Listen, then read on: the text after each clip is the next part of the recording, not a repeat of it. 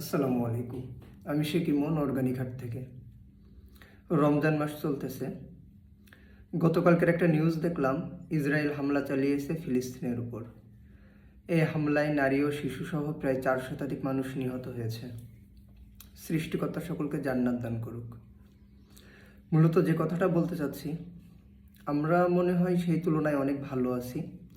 সৃষ্টিকর্তা আমাদের অনেক ভালো রাখছে।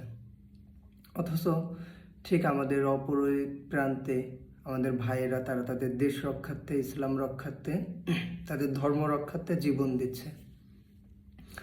আমরা অনেক ভালোই আছি। তারা একটা রুটির অর্ধেক দিয়ে সেহরি করতেছে, বাকি অর্ধেক দিয়ে ইফতার করতেছে।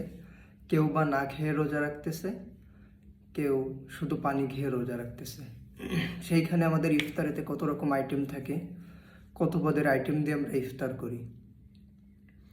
সবাই চেষ্টা করি আমরা তাদেরকে একটু সাহায্য করার জন্য।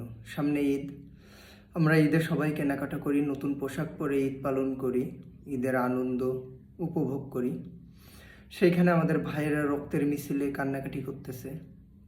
এজন্য আমরা সবাই একটাবার নিয়ত করি যে আমাদের ঈদের যে পোশাক কেনার, নতুন জামা কেনার যে বাজেটটা থাকে, একটাবার অন্তত আমরা ঈদের নতুন জামা না পরি, সেই টাকাটা দিয়ে আমাদের ভাইদের জন্য পাঠাই, যে টাকাটাতে আমাদের ভাইয়েরা অন্তত একটা বেলা খাইতে পারবে, ইফতার করতে পারবে, সেহরি করতে পারবে।